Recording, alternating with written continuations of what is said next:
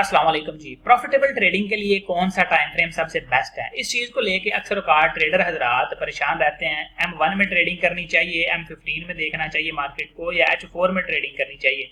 ये M1 से लेकर मैंने वीकली तक के टाइम फ्रेम यहाँ पे लिखे हुए हैं। अब आपको मैं यहाँ पर ये बताऊंगा कि भाई कौन सा टाइम फ्रेम सबसे बेस्ट है, मैं कौन सा टाइम फ्रेम यूज करता हूँ ट्रेडिंग के लिए और किस टाइम फ्रेम में आपको ट्रेडिंग करनी चाहिए। If you are new in this market and are confused about time frame, so this is the video you guys should watch completely to clear your confusions all about time frames. Okay, so यहाँ पर हम जाते हैं real market जो चल रही है। Time frames का बेसिकली जो मामला है आपको मैं लाइव मार्केट में समझाता हूँ, आपको इतनी आसानी से समझ आ जाएगी कि आपको परेशान होने की जरूरत नहीं है। लाइक कर दें वीडियो को सबसे पहले। अब देखें M15 है तो M1 में ले चलते हैं, बिल्कुल छोटे टाइम फ्रेम है। ओके, एक चीज दोबारा मैं यहाँ पे क्लियर कर दूं, जो मार्केट जितनी ज्यादा वोलेटाइल होगी ना, जैसे कि यहाँ पर अब हमारे पास ये गोल्ड मार्केट है, ठीक है, XAUUSD, ये मार्केट ना मतलब गोल्ड में बहुत ज्यादा मूव होता है। मार्केट ऊपर नीचे बड़ा तेजी से मूव कर रही होती है। लाइक मतलब यहाँ से शुरू हुई है मार्केट, इस तरह नीचे चली गई, दोबारा फिर यहाँ पे वापस आ गई, फिर यहाँ पे चली गई। इस तरह मार्केट डेली बहुत अच्छा मूव कर रही होती है। तो ये यानी कि एक बहुत ही ज्यादा लिक्विड मार्केट है, वोलेटाइल मार्केट है।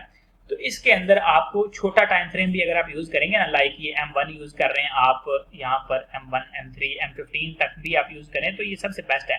और अगर करेंसी पेयर्स हैं जैसे GBP USD, यूरो USD हो सकता है आपका, AUD USD, कोई मतलब जितने भी करेंसी पेयर्स हैं जो इतने ज्यादा वोलेटाइल मार्केट नहीं होती, उसमें आप कम से कम भी H1 से शुरू करें और फिर H4 डेली वीकली तक जाके अपना एनालिसिस करें, अगर आपने वहां पे कोई 50-60 पिप का मूव पकड़ना है। ठीक है, BTC USD, बिटकॉइन और गोल्ड, ऑयल वगैरह, या जो जितनी भी वोलेटाइल मार्केट होगी ना, जितनी ज्यादा वोलेटाइल वो आपने देख लेना, यानी मार्केट जितना अच्छा इस तरह मूव दे रही है, डेली कैंडल देख लेनी है।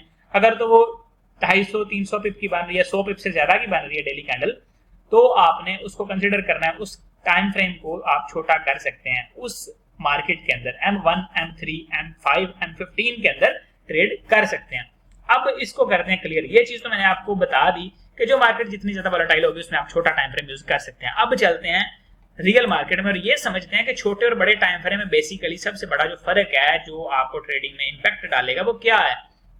तो यहाँ पे आते हैं, वीडियो ज्यादा लंबी होने से बचाने के लिए सबसे छोटा टाइम फ्रेम हमारे पास ओपन है। तो यहाँ पर मैं पहले तो अब आपको बताता हूँ कि हमारे पास स्ट्रक्चर का आपको पता होना चाहिए भाई। सबसे पहले तो अगर आपको नहीं पता स्ट्रक्चर कैसे मार्क करते हैं, सबसे लो पॉइंट यहाँ पे कौन सा है, अगर मैंने यहाँ पे बाय करना है तो क्या ऐसा सिनेरियो है जो बनना चाहिए जिसके बाद मैं इसको बाय कर सकता हूँ, यहाँ पे क्या ट्रेड बन रही है, सेल बन रही है, बाय बन रही है। अक्सर लोगों के अपने अपने यहाँ पे पॉइंट ऑफ व्यू होंगे, लेकिन मैं आपको क्लियर करता चलूँ। यहाँ पर ना मार्केट ने जो रिसेंट लो लगाया ना, वो है ये वाला, मैं यहाँ पे लाइन लगा देता हूँ, ये लो लगाया मार्केट ने और मार्केट बेयरिश है, ये इतना सबको नजर आ रहा है। ठीक है, मार्केट बेयरिश है, नीचे गिर रही है। अब अगर मुझे बाय करना है तो बाय किस सूरत में कर सकता हूँ। ये वाला जो लो लगाया मार्केट ने, ये कहाँ से लगाया, ये वाला लो मार्केट ने लगाया है इस जगह से। ठीक है, यहाँ से ये मूव लगाया इस तरह नीचे को।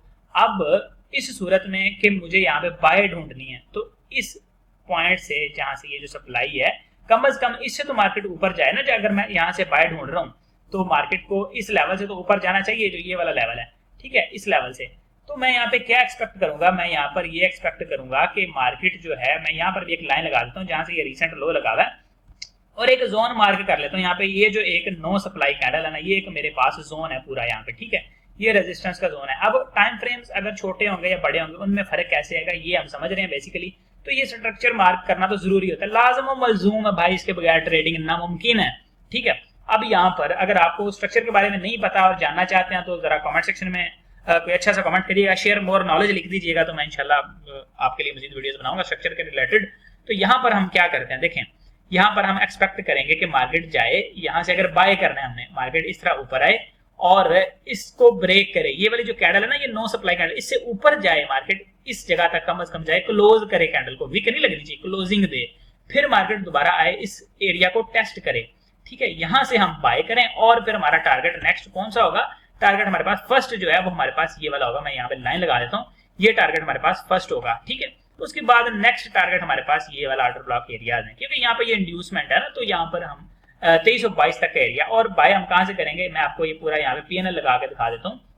ये टाइम फ्रेम M1 है, M15, M5 में जाके देखते हैं वहां पे क्या होगा। ठीक है, यहाँ पे ये हमारे पास एक बाय की अपॉर्चुनिटी। अब यहाँ पे सेल की अपॉर्चुनिटी कैसे बन सकती है, देखें इस वक्त यहाँ पे कोई सेल की अपॉर्चुनिटी नहीं है, बाय की बनती है, वो मैंने आपको इस तरह बता दिया। अगर मार्केट दोबारा यहाँ पे आती है तो जब तक इस लाइन को, ये जो लाइन लगी हुई है 2319 पे, इसको ब्रेक नहीं करती तो तब तक यहाँ से सेल ही है। अगर ब्रेक करके ऊपर क्लोज दे देती है तो फिर बाय होगा। वो सेटअप मैंने आपको बता दिया, ये जो ब्लू सा मैंने एरो से लगाया, ठीक है। अब जिस वक्त मार्केट ने यहाँ से देखे ना, इस एरिया से मार्केट ने यहाँ पे ये लो लगाया, दोबारा मार्केट आती है यहाँ पे, देखे ना सबको नजर आ रहा है इस जगह पे कि मार्केट ने यहाँ पर ना ब्रेकआउट स्ट्रक्चर किया है, ये सबको नजर आ रहा है। अब स्ट्रक्चर का मैं फिर बता रहा हूँ, अगर आपको पता है तो सबसे बेस्ट है स्ट्रक्चर, आप जानते हैं तो आपके लिए बहुत ईजी हो जाता है। M1 के ऑर्डर ब्लॉक ने भी देखें काम किया, यहाँ से अगर कोई ट्रेड बंदा लगाता, इसको मैं क्लियर करता हूँ। ये हमारे पास एक रेजिस्टेंस जोन है, ये ब्रेकआउट स्ट्रक्चर है, ये order block area, order block की कैंडल मार्क कर लेते हैं पूरी। ये हमारे पास ऑर्डर ब्लॉक की जो रेड कैंडल है वो है, ठीक है। और हमारे पास इसका स्टॉप लॉस इस नो सप्लाई कैंडल के ऊपर लगेगा, ये जो ग्रीन कैंडल दरमियान में, ठीक है। इस जोन में प्राइसेस आती है, यहाँ से कोई ट्रेड बंदा लेता है तो ये हमारे पास सेल की अपॉर्चुनिटी, मतलब स्ट्रक्चर के बेस पे है ना ओवरऑल। यहाँ पे लेट्स से किसी ने यहाँ पे प्राइस आई है, कोई साइन नहीं मिला, यहाँ पे अपसाइड चली गई, इस जगह पे आके एक इवनिंग स्टार पैटर्न बना है, ठीक है। ये वाला, ये जो देख रहे हैं ना कैंडल आप, ये इवनिंग स्टार बना है। इस इवनिंग स्टार के बनने के बाद आप या तो फौरन से लगा सकते हैं ट्रेड यहाँ से, या फिर आप इसके टेस्ट पे वापस जब प्राइस इस जगह पे आते हैं तो यहाँ से अपनी ट्रेड लगा के आपका जो स्टॉप लॉस है इस नो सप्लाई कैंडल के ऊपर, इस ग्रीन कैंडल के ऊपर, और यहाँ से आपका टारगेट ये जो रिसेंट लो है ना मार्केट के, ये होंगे। लाइक इसको हम खींच के यहाँ पर कर देते हैं इस जगह पे, ठीक है। तो ये टारगेट आपका मार्केट ने दे दिया, रिसेंटली मार्केट ने इन्हीं लोज का टेस्ट किया दोबारा से ऊपर, तो ये आपके पास एक सेल की अपॉर्चुनिटी थी। M1 के अंदर आपको 2.7 रिस्क रिवार्ड से ट्रेड मिल गया, आपने विन भी कर ली। और बाय के लिए मैंने आपको ये अपॉर्चुनिटी बता दी है जहां से मार्केट में रिसेंट सप्लाई आई है, यानी कि रिसेंट लो जो मार्केट ने लगाया उसका जब ब्रेक होगा, क्लोज होगा, फिर हम बाय देखेंगे। तो ये हो गया M1 के अंदर ट्रेडिंग। और कितने पिप्स की ट्रेड है ये, हमें जो प्रॉफिटेबल और स्टॉप लॉस हमारा सबसे पहले देखते हैं। स्टॉप लॉस है हमारा 9 पिप का, 10 पिप का ख्याल है आप, $1 का, ठीक है। नीचे को टारगेट कितना है हमारा, टारगेट हमारा यहाँ पे $2.5 का टारगेट है, हमें तकरीबन 23 से 25 पिप यहाँ पे हमें टारगेट भी मिल गया, ठीक है। तो ये M1 के अंदर ट्रेडिंग है, और M1 के अंदर हमने अपना बाय का भी सेटअप देख लिया, सेल का भी देख लिया। अब इसी चीज को अगर हम, यानी कि इस रेजिस्टेंस को मैं क्लियर करता हूँ, अब M1 के अंदर तो मैंने ये 2 लाइनें लगा दी है येलो के, भाई नीचे ये सेल है और ऊपर ये बाय है, इससे ऊपर अगर चली जाए मार्केट।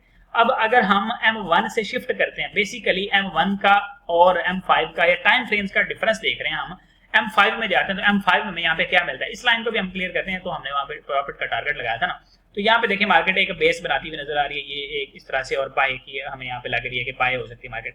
लेकिन अगर हम यहाँ पर देखें तो रिसेंट मार्केट ने जो लो लगाया है वो मार्केट का लो लगा है, तकरीबन ये इक्वल लो है। तो मार्केट का लो लगा है इस जगह से, ठीक है, इस जगह से मार्केट का लो लगा है ये वाला, ये तो रिट्रेसमेंट हुई है ना, ये जो बाय की हुई है ये रिट्रेसमेंट हुई है, असल लो लगा है यहाँ से।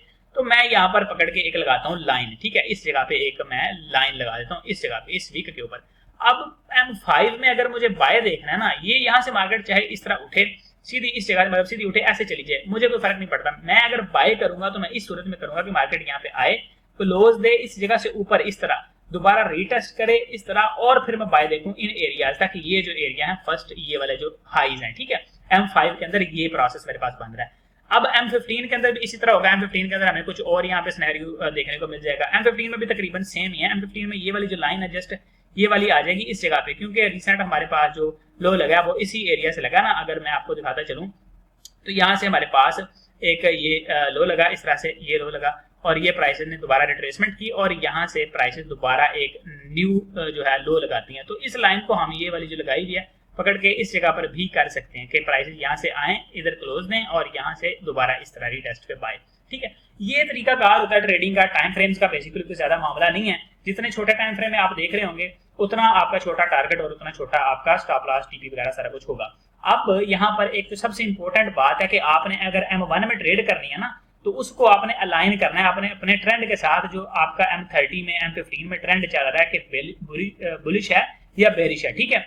आपकी लेट से अब यहाँ पर एक कंफ्यूजन ये होती है कि भाई पीछे से ट्रेंड बेरिश है और यहाँ पर आके आप सेल की ट्रेड लगा दें कि भाई M1 में भी सेल की ट्रेड बन रही है। अगर यहाँ पर कोई लेट से डिमांड एरिया पड़ा हुआ है, इस तरह कोई डिमांड एरिया पड़ा, कोई सपोर्ट का बेस स्ट्रॉन्ग सपोर्ट है यहाँ पे, आप यहाँ पर आगे फिर सेल नहीं करेंगे M1 में, चाहे आपकी ऑर्डर ब्लॉक पे खड़ी हो प्राइस, यहाँ पर फिर आप बाय ढूंढेंगे। ये चीज आपने ज़हन में रखनी है कि बड़े टाइम फ्रेम के अगर पॉइंट ऑफ इंटरेस्ट यानी ऑर्डर ब्लॉक या डिमांड या सप्लाई एरिया में प्राइस खड़ी है, अगर वो रेजिस्टेंस है आपने वहां से सेल ढूंढनी है, अगर वो सपोर्ट है तो फिर आपने वहां से बाय ढूंढनी है। बेशक M1 M5 फिर आपको वहां से सेल बाय कुछ भी बता रहा हो, ठीक है, आपने फिर यहाँ से बाय ही ढूंढनी है, और बाय वाली कैंडल के बनने का, यानी कोई मॉर्निंग स्टार टाइप का पैटर्न। मॉर्निंग स्टार किस तरह का होता है मैं आपको बना के दिखा देता हूँ, वो भी कुछ ज्यादा मतलब मामला नहीं है इस तरह का। अब लोगों को पता भी होगा कि मॉर्निंग स्टार टाइप का जो पैटर्न है वो किस तरह का होता है। बेसिकली एक डोजी टाइप कैंडल होती है, लेट्स से के मतलब यहाँ पे तो ये थोड़ा सा मसला कर रहा है, मैं आपको रियल मार्केट में यहाँ पे दिखा दूं। आप लोगों को पता होगा यार मॉर्निंग स्टार किस तरह का होता है। ये भी एक मॉर्निंग स्टार पैटर्न है, ये वाला जो बना हुआ है, ठीक है ना। ये बिल्कुल एक डोजी, पहले एक रेड कैंडल है, ये वाली अगर आप देखें तो ये हमारे पास एक रेड कैंडल है, ये वाली, ठीक है। उसके बाद ये एक डोजी कैंडल बनी, ये वाली सही मिसाल है, ये रेड कैंडल, ये अगली डोजी कैंडल, ये उसके बाद एनगल्फिंग कैंडल बनी है ग्रीन वाली। हालांकि इसके ऊपर वीक है, कोई इतना स्ट्रॉन्ग नहीं है ये, लेकिन फिर भी ये एक मॉर्निंग स्टार टाइप पैटर्न होता है। ये पीछे रेड हो, आगे फिर डोजी, उसके बाद आगे फिर जो ग्रीन कैंडल है वो एनगल्फिंग। अगर इस ग्रीन कैंडल के नीचे भी होती है और ज्यादा स्ट्रॉन्ग जो है वो हमारे पास एक मॉर्निंग स्टार पैटर्न होता। So guys this is the video for today, hope so you have enjoyed that video. और लाइक शेयर कर दीजिएगा, कमेंट सेक्शन में अपनी राय का इजहार करिएगा, मुझे मजीद वीडियोस बनानी चाहिए या नहीं स्ट्रक्चर के ऊपर, या मजीद नॉलेज आप लोगों के साथ जिस भी पॉइंट पे आपको चाहिए इंशाल्लाह मैं जरूर शेयर करूंगा। बाकी लव यू हो गया for watching this video, follow चलो कर लेना, सब्सक्राइब कर लेना अगर यूट्यूब पे देख रहे हैं। मिलते हैं इंशाल्लाह अगली वीडियो में। किस टॉपिक पर वीडियो चाहिए कमेंट सेक्शन में आप जरूर लिखिएगा। अगली वीडियो में मुलाकात होती है, अपना ख्याल रखिएगा, अल्लाह हाफिज।